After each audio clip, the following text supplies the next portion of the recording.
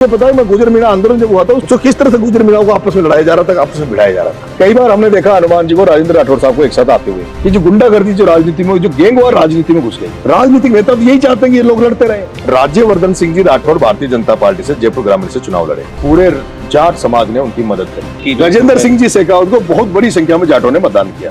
आपने एक बात काफी अच्छी कही थी और मुझे अच्छी लगी वो बात कि जिस प्रकार से राजस्थान में जाट और राजपूत के बीच में जो टकराव होता है, विश्वविद्यालय में अक्सर होता है, जोधपुर वाली यूनिवर्सिटी में, और यहाँ जयपुर में इतना नहीं होता है, यहाँ पे जाट हावी होता है कभी कभी कहा जाता है।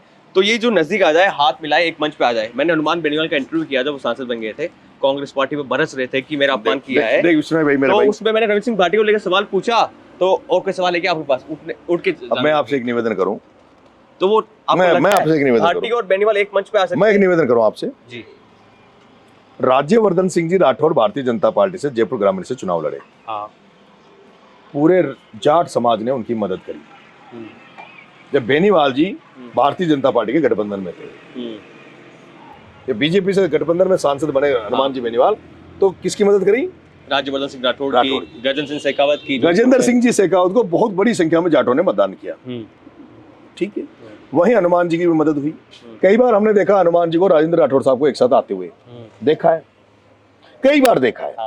अभी तो कुछ दिनों से, लेकिन ये एनकाउंटर वगैरह जो गुंडागर्दी राजनीति में घुस गई, ये जो गुंडागर्दी जो राजनीति में, जो गैंगवार राजनीति में घुस गई, उस गैंगवार की वजह से उसका असर समाजों में भी पड़ रहा है। और उस समाजों में जो नेगेटिव असर उसका पड़ रहा है, उसका समाजों को बहुत बड़ा नुकसान हो रहा है, और उस नुकसान का फायदा कोई ना कोई तीसरा उठाता है।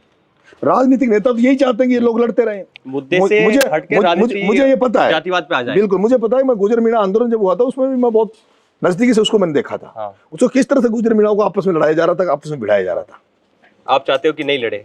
मैंने तो जाजम पे कर दिया सर, और उसका यही कारण है कि जब आदरणीय पायलट साहब के ब्लड डोनेशन पे, एक बार उनके जन्मदिन पर ब्लड डोनेशन कैंप लगे थे पूरे देश में, राजस्थान में आह्वान हुआ था कि भाई ब्लड की, जब कोरोना काल चल रहा था पूरे राजस्थान में ब्लड की जरूरत थी, तो पायलट साहब ने ये था कि भाई इस बार ब्लड डोनेशन कैंप लगाए जाए। उस ब्लड डोनेशन कैंप में, अगर आपको मेरे युवा साथियों, सारे गुजर समाज जानता है कि मैंने 12 में सबसे बड़ा रिकॉर्डेड 1700 ऊपर ब्लड डोनेशन उस कैंप में हुआ था। लेकिन वो ब्लड कैंप होना, उसकी इतनी ब्लड डोनेशन की इतनी संख्या होना, ये मायने नहीं रखता। लेकिन एक मीणा आदिवासी महिलाएं सचिन पायलट के लिए ब्लड दे रही है, ब्लड डोनेशन कर रही है। मेरी माँ ने ब्लड दिया, मेरी पत्नी ने ब्लड दिया, और सैकड़ों महिलाओं ने सचिन पायलट, जो कि एक जाति से गुजर है, और ये कहा जाता है गुजर मीणा को पसंद नहीं करता, मीणा गुजर को पसंद नहीं करता, उस कंडीशन में। और मेरा मकसद क्या था? मेरा मकसद यही था कि ऐसा दिखाया जाए, ये परसेप्शन बनाया जाए कि जब वोट तो बहुत छोटी चीज है, वोटिंग तो बहुत छोटी चीज है, जब मीणा समाज एक गुजर समाज के नेता के लिए ब्लड दे सकता है, खून दे सकता है, तो इससे बड़ा क्या हो सकता है?